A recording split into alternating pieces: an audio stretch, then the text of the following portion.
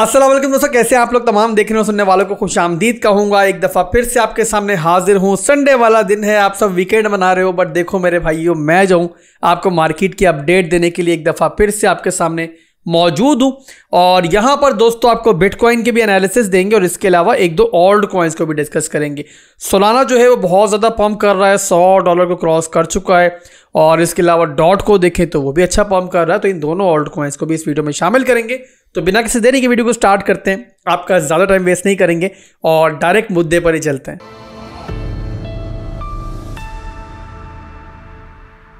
तो बिटकॉइन का 4 घंटे के टाइम फ्रेम का चार्ट दोस्तों मेरे पास ओपन है। मैंने कल भी आपको इसी चार्ट के ऊपर एनालिसिस दिए थे, डेली के अंदर भी और 4 घंटे के अंदर भी आपको बताया था कि बिटकॉइन जिस जोन में पहुंचा हुआ है ये हमारा जो है ना 4 घंटे में भी और डेली के अंदर भी हमारा एक रेजिस्टेंस जोन है।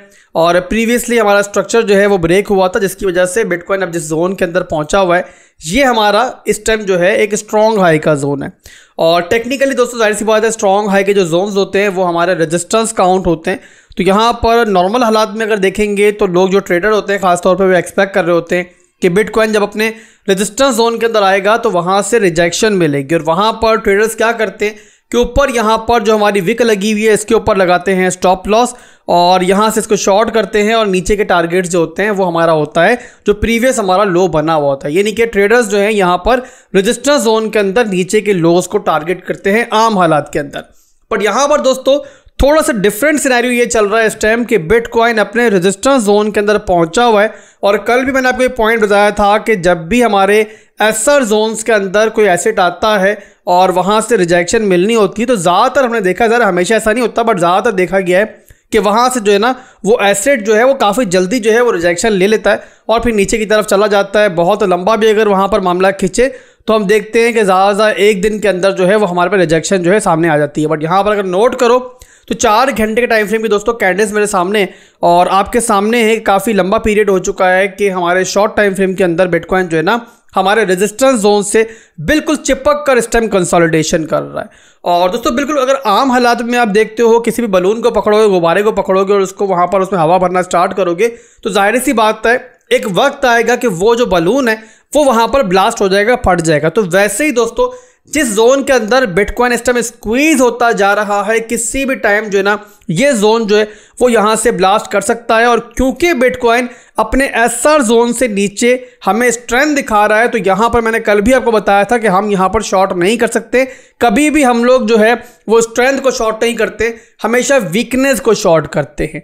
तो यहाँ पर दोस्तों आपको मैंने बताया था कल भी कि बिटकॉइन क्योंकि स्ट्रेंथ शो कर रहा है तो जाहिर सी बात है हमें थोड़ा सा यहाँ पर विजिलेंट रहना है। वैसे ही वीकेंड चल रहा है तो वीकेंड में वैसे भी जो है हमें अपनी ट्रेडिंग वगैरह के अंदर होशियार रहना चाहिए। अब फर्दर दोस्तों अगर हम लोग जनरल पैटर्न्स के अंदर इस कंसोलिडेशन को लेकर आते हैं तो यहाँ पर एक पैटर्न बन रहा है और वो पैटर्न क्या बन रहा है आप लोग खुद ही अंदाज़ा लगाओ। मैं यहाँ पर आपके सामने जो है ना थोड़ा सा ट्रेंड लाइन वगैरह ड्रॉ करके आपको दिखाता हूँ। तो ये यहाँ पर देखें तो यहाँ से बिटकॉइन जो है आपके सामने है कि इस ट्रेंड लाइन से रेजिस्टेंस ले रहा है और यहाँ पर नीचे इस एरिया के अंदर जो है ना सपोर्ट ले रहा है। मैं यहाँ पर हॉरिजॉन्टल रे की जो ट्रेंड लाइन है उसको इस्तेमाल करता हूँ ताकि प्रॉपरली तरीके से जो है हमारी एक स्ट्रेट लाइन जो है वो खिंच जाए और हमें आइडिया हो जाए किस जोन से हमें यहाँ पर जो है ना वो यहाँ पर रिजेक्शन मिल रही है, सपोर्ट मिल रही है। ठीक है जी, तो ये मैंने यहाँ पे इसको मार्क कर दिया। इसके बाद इसका एक पोल ड्रॉ करता हूँ तो अब आपको समझ में आ जाएगा कि यहाँ पर जो है कौन सा हमारे पास जो है एक पैटर्न बिल्ड हो रहा है। इन विक्स को इग्नोर करें, wicks always play the tricks.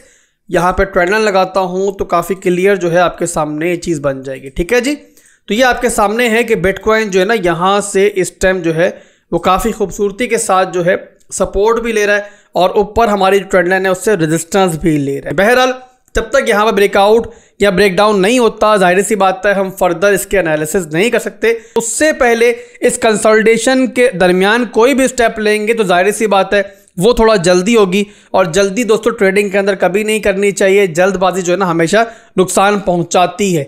हमेशा अपने जोन्स का वेट करो, ब्रेकआउट और ब्रेकडाउन के बाद ट्रेड में जाओ।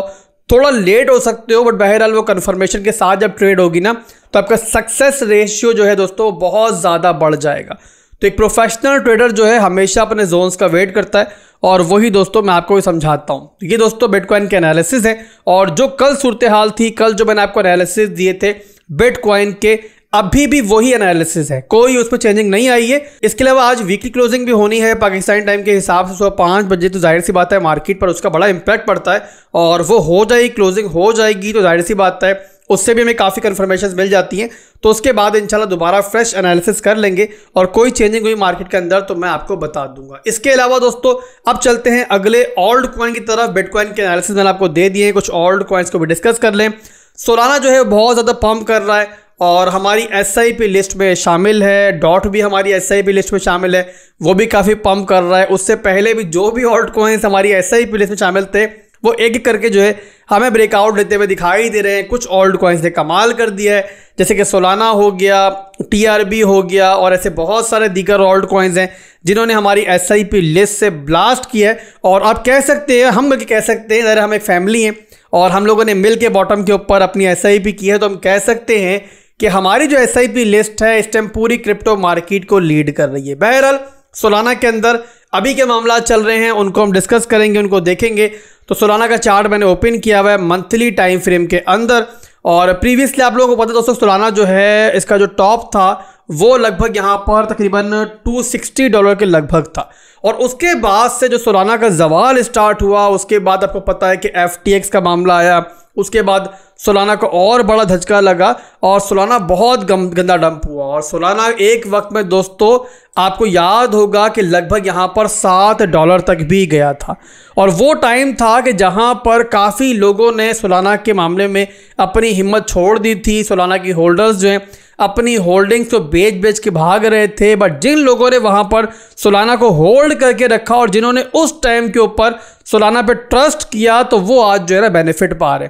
और यहाँ पर कोई शक नहीं है कि सोलाना की जो टीम है उन्होंने बहुत अच्छा काम किया है और इतने मामले ख़राब होने के बाद भी उन्होंने बहुत ज़बरदस्त कमबैक किया है। बहुत ज़्यादा इवेंट्स जो हैं वो मुसलसल सोलाना के आ रहे हैं, तो बहरहाल सोलाना के मामला जो है वो काफ़ी पॉजिटिव चल रहे हैं। अभी के लिए दोस्तों देखें तो सोलाना अपने बहुत स्ट्रॉन्ग रेजिस्टेंस जोन के नज़दीक पहुंच चुका है और $60 के बाद जो सबसे बड़ी इस टाइम सोलाना के लिए हर्डल है वो यही रहने वाली है और मैं इसको मार्क कर देता हूं। अगर सोलाना ने इसको सरपास कर दिया तो फिर जाहिर सी बात है सोलाना के अंदर एक और रैली भी स्टार्ट हो सकती है और ये है दोस्तों $122 की रेजिस्टेंस। अगर मजीद ब्रेकडाउन करते हैं हम लोग और एक रेंज ड्रॉ करते हैं मंथली टाइम फ्रेम की, तो उसके लिहाज से भी दोस्तों एनालिसिस कर लेते हैं। तो ये दोस्तों हमारी एक मंथली रेंज है जिसके दरमियान सोलाना इस टाइम पहुंच चुका है। पहले वाला जो रेजिस्टेंस जोन है वो हम यहाँ से रिमूव करते हैं और ये हो गया इसका रेंज लो का एरिया, ये हो गया इसका रेंज हाई का जोन इस मंथली कैंडल का, और इसका जो हमारा मिड रेंज है वो भी मार्क कर लेते हैं। तो इससे हमें आइडिया हो जाएगा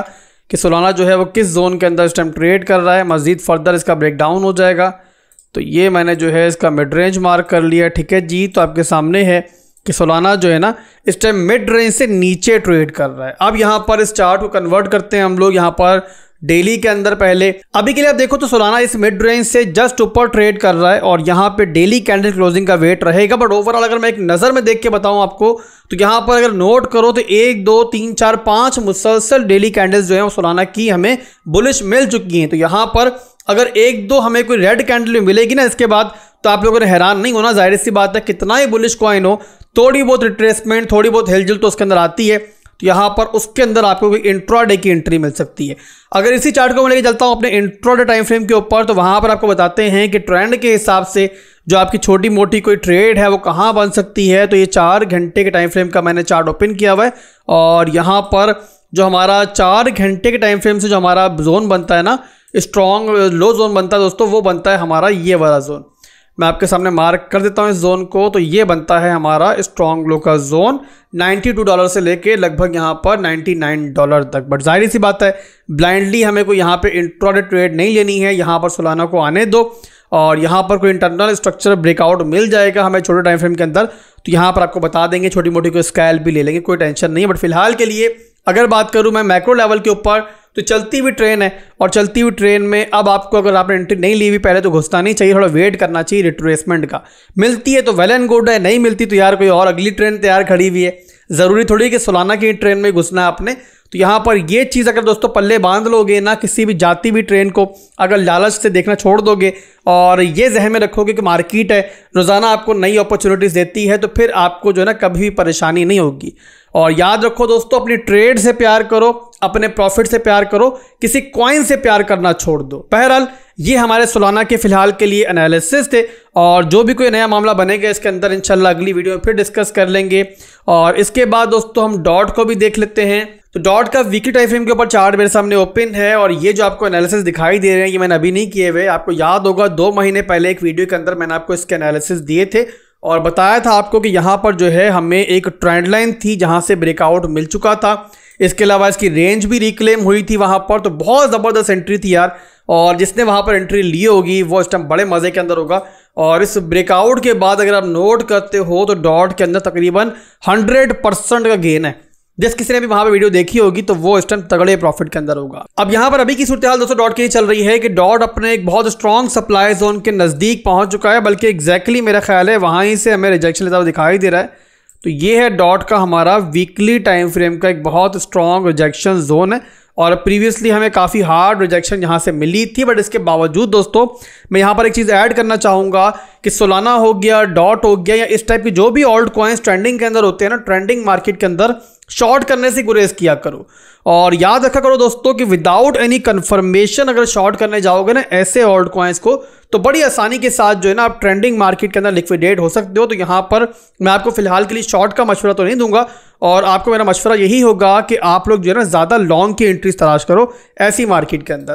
तो यहाँ पर हम लॉन्ग की एंट्री देख लेते हैं कहाँ से मिल सकती है हमें। उसके लिए 4 घंटे के टाइम फ्रेम में जाते हैं, और 4 घंटे के टाइम फ्रेम में आप देखो तो डॉट जो है वो हायर हाइज हायर लोज बना रहा है। ये बना इसका हायर है, ठीक है, फिर एक हायर लो मिला, और यहाँ पे दोबारा हमारा लो जो है वही प्रीवियस लो जो है वो रिटेस्ट हुआ, डिफेंड हुआ, तो एक नई इसमें हमें रैली दिखाई दी, और उसके बाद इस जोन के अंदर हमें एक नया हायर है मिला है। अब यहाँ पर जो 4 घंटे टाइम फ्रेम का हमारा करंट डिमांड जोन बन रहा है, पहले वो मार्क कर दूँ, फिर आपको डेली का डिमांड जोन भी इसका बता दूंगा मैं। तो ये हमारा 4 घंटे के टाइम फ्रेम के ऊपर जो हमारा डॉट का डिमांड जोन है वो पहले मैंने मार्क कर दिया है, और यहाँ पे ये बनता है हमारा 7.5 से लेकर लगभग यहाँ पर 7.759 का।